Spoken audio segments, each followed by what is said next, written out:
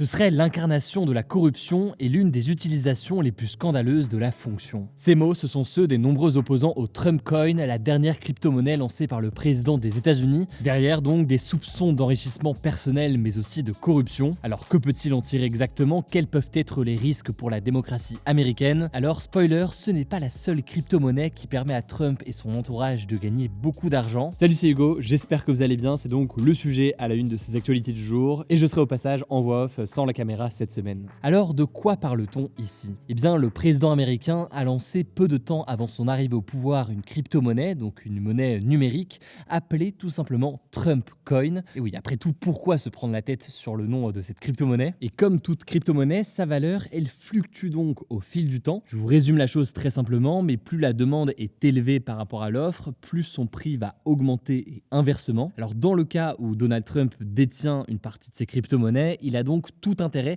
à animer la communauté et à en faire la promotion pour augmenter la valeur de la crypto-monnaie et donc pour s'enrichir s'il finit par les revendre. Or, selon des enquêtes réalisées par plusieurs médias, 80% des jetons Trump sont restés sous le contrôle de sociétés affiliées à la famille de Donald Trump. C'est le cas de plusieurs sociétés, notamment CIC Digital. Alors CIC Digital qui n'a évidemment rien à voir avec la banque qu'il y a peut-être près de chez vous, enfin sauf si vous habitez en face des bureaux de Donald Trump. Il faut savoir que cette crypto-monnaie, le Trump Coin, il est donc souvent mis en avant à travers des opérations de communication parfois spectaculaires. Donald Trump a notamment convié la semaine dernière les 220 plus gros détenteurs de sa crypto-monnaie à un dîner privé à Mar-a-Lago, qui est donc sa propre résidence en Floride. Et d'ailleurs, on peut noter que la valeur de la crypto-monnaie a justement grimpé après l'annonce de l'organisation de ce fameux gala. Pour y être invité, il fallait donc détenir plus de 50 000 $ d'équivalent de la crypto-monnaie de Donald Trump. Alors la liste d'invités n'a pas été dévoilée, mais le gouvernement américain justifie ce secret en expliquant que ce n'était pas un événement officiel du président. Alors certains détenteurs de la crypto-monnaie ont tout de même tenu à partager des vidéos de l'événement sur les réseaux sociaux. Parmi eux, on retrouve notamment le milliardaire chinois et l'un des premiers détenteurs de Trump Coin. Il s'appelle Justin Sun, retenez bien son nom,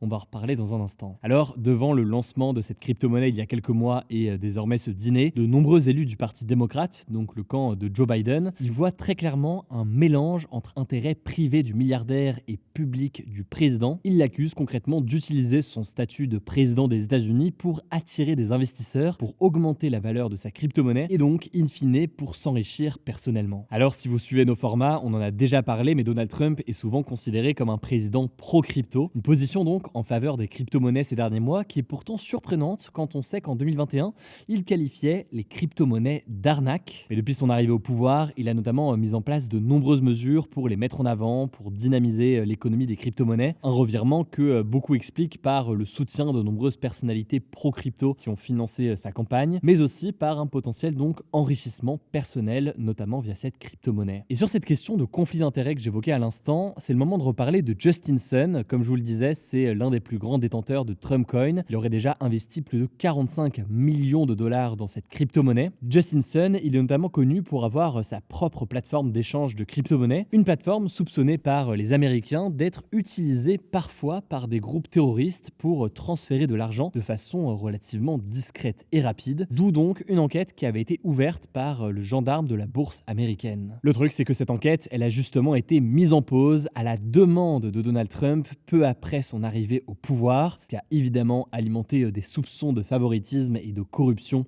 en échange d'investissements dans la crypto-monnaie. Pour finir avec ce tour d'accusations de conflit d'intérêts, on peut noter que le 13 mai, une petite société à l'activité relativement réduite du Nevada a confirmé vouloir acquérir 300 millions de dollars dans ces crypto-monnaies, dont celle donc de Donald Trump. Alors dit comme ça, je vous l'accorde, ça peut paraître assez anecdotique, mais le truc c'est qu'il est aujourd'hui difficile de savoir d'où viennent réellement ces 300 millions de dollars. En effet, selon le New York Times, qui a été le premier à s'intéresser à cette affaire, l'entreprise n'a enregistré aucun chiffre d'affaires pour 2024 et dans ses derniers documents financiers, on peut y lire que, je cite, le gouvernement chinois peut intervenir ou influencer les opérations de la société. Certains accusent donc la Chine de passer par là pour investir massivement dans la crypto-monnaie et tenter donc d'influencer le président américain, sachant que face à ces révélations, la Chine et Donald Trump ont nié en bloc toutes ces accusations. Bon, on notera au passage que c'est pas la première crypto-monnaie du clan de Donald Trump à faire parler, puisque Melania Trump a elle aussi fait parler avec sa propre crypto-monnaie. Alors on parle ici en l'occurrence un peu plus souvent d'une meme coin, Coin. Bon, mais là-dessus, ce qu'on peut noter, c'est que seulement quelques instants avant le lancement officiel de cette crypto-monnaie, eh bien, des traders en ont acheté massivement et auraient réalisé ensuite plus de 100 millions de dollars de profit, selon une enquête du Financial Times. Cette opération, elle soulève donc des soupçons très importants de délit d'initié, autrement dit, des soupçons de manipulation des marchés et d'opérations réalisées avec des informations confidentielles qui n'étaient pas publiques dans l'objectif de s'enrichir. Le délit d'initié, c'est en théorie illégal, c'est pas pour rien qu'il y a le mot délit dedans, même si dans le cas plus précis des crypto-monnaies, il y a une forme de zone grise aujourd'hui. Et justement, en fait, ce flou juridique, eh bien, il est en quelque sorte renforcé par Donald Trump aujourd'hui. En effet, en avril 2025, Donald Trump a décidé de dissoudre l'unité crypto du département de la justice américaine qui était justement chargée d'enquêter sur les fraudes, le blanchiment d'argent et les délits impliquant les crypto-monnaies. Cette unité a donc été fermée par Donald Trump. Alors face à tout cela, les démocrates tentent de s'organiser. Un projet de loi a même été déposé dans le pays pour interdire à Donald Trump et plus globalement aux hauts responsables politiques de promouvoir ou de détenir des crypto-monnaies. Dans tous les cas, ça me paraissait important et intéressant de faire un point sur ce que l'on sait aujourd'hui. On suivra évidemment la situation. N'hésitez pas au passage à vous abonner, mais c'est pas encore le cas, que ce soit sur YouTube ou alors en podcast audio sur toutes les plateformes. Je vous laisse avec Blanche pour les actualités en bref et je reviens juste après. Merci Hugo et bonjour à tous. On commence avec cette actu. 36 personnes ont été tuées ce lundi matin après un bombardement israélien sur une école de la ville de Gaza, selon la défense civile de Gaza. L'armée israélienne justifie cette frappe en assurant qu'elle a visé, je cite, des terroristes de premier plan. Par ailleurs, 19 personnes membres d'une même famille ont été tuées dans une frappe qui a touché une maison à Jabalia, portant donc le total ce lundi matin à Gaza à 55 morts. À noter que parallèlement, le directeur exécutif de la Fondation humanitaire de Gaza, une organisation controversée créée et soutenue par les États-Unis pour acheminer de l'aide à Gaza, a démissionné ce dimanche. Il a expliqué qu'il n'arrivait pas à mener à bien sa mission et respecter pleinement les principes d'humanité, de neutralité, d'impartialité et d'indépendance. Plusieurs ONG et l'ONU avaient déjà déclaré qu'elles refusaient de collaborer avec cette fondation qui est accusée de coopérer avec Israël. Deuxième actu, le président des États-Unis, Donald Trump, a affirmé ce dimanche que son homologue russe Vladimir Poutine était, je cite, devenu complètement fou, durcissant le ton contre la Russie après un week-end d'attaques russes meurtrières contre l'Ukraine, et ce, malgré les discussions engagées pour parvenir à un cessez-le-feu. Donald Trump dit vouloir une fin rapide de la guerre en Ukraine, mais malgré son optimisme affiché lundi dernier après un appel de près de 2 heures avec Vladimir Poutine, les bombardements se sont intensifiés, faisant 13 morts côté ukrainien ce dimanche matin. Le président américain a donc écrit sur son réseau social Truth Social ce dimanche, je cite, « J'ai toujours eu de très bonnes relations avec le président russe Vladimir Poutine, mais quelque chose lui est arrivé, il est devenu complètement fou. » Alors de son côté, la Russie a assuré que Vladimir Poutine défendait son pays et que les frappes russes sur l'Ukraine étaient, je cite, une riposte. Le président ukrainien Volodymyr Zelensky a quant à lui dénoncé l'impunité de la Russie après ces 3 nuits d'attaques aériennes russes massives sur l'Ukraine, demandant à l'Occident de renforcer les sanctions contre la Russie. Troisième actu en France cette fois-ci, les agriculteurs ont manifesté ce matin devant l'Assemblée nationale avec des tracteurs pour soutenir la loi Duplon, examinée ce lundi par les députés. La FNSEA, qui est le syndicat d'agriculteurs majoritaire en France, a promis des actions symboliques dans tous les départements entre aujourd'hui et mercredi. Plus de 200 agriculteurs étaient devant l'Assemblée nationale et des opérations escargots ont aussi eu lieu en région parisienne. Et donc pour en revenir à cette loi Duplon, elle vise à lever les contraintes sur le métier d'agriculteur en favorisant notamment l'accès à des pesticides, mais elle est très controversée et notamment contestée par les écologistes. La raison, c'est qu'elle propose d'utiliser de nouveau l'acétamipride, un insecticide interdit depuis 2018 et réputé particulièrement nocif pour les pollinisateurs, notamment les abeilles. 3500 amendements, donc des modifications du texte, ont été déposés essentiellement par des députés écologistes et de la France Insoumise. À noter qu'une autre mobilisation avait aussi lieu ce lundi, celle des chauffeurs de taxi qui ont mis en place un mouvement statique entre 6h et 8h du matin devant les terminaux des aéroports d'Orly et Roissy-Charles de Gaulle. Ils contestent l'unification des tarifs pour le transport des patients. On en a pas mal parlé la semaine dernière, je vous mets des liens en description si vous voulez en savoir plus. Quatrième actu, la suspension des droits de douane de 50% sur les produits venant de l'Union européenne a été prolongée jusqu'au 9 juillet. C'est ce qu'ont annoncé le président américain Donald Trump et la présidente de la Commission européenne, Ursula von der Leyen. Le but, c'est d'entamer des négociations sérieuses au sujet des rapports commerciaux entre les deux camps, selon Donald Trump. De son côté, Ursula von der Leyen, qui représente l'Union européenne, s'est dite prête à faire avancer les négociations de manière rapide et décisive. Les deux parties devraient se rencontrer prochainement. En fait, sans cette prolongation, les États-Unis auraient mis en place des taxes de 50% sur les produits européens auxquels l'Union européenne avait menacé de répliquer. Vendredi dernier, Donald Trump avait menacé de bien mettre en application ces taxes le 1er juin, affirmant que les négociations avec l'Union européenne n'allaient nulle part. Attention tout de même, malgré ce répit, des droits de douane de 10% restent en vigueur sur la plupart des biens européens exportés vers les États-Unis. 5e actu, au Venezuela, où se tenaient ce dimanche les élections législatives et régionales, le parti du président Nicolás Maduro a obtenu une très forte majorité, 23 des 24 postes de gouverneur, l'équivalent de nos présidents de région, et 82,68% des voix pour les législatives. Nicolás Maduro fait partie du Parti socialiste unifié du Venezuela, un parti de gauche radicale. Cette élection a été marquée par une participation très basse à 42%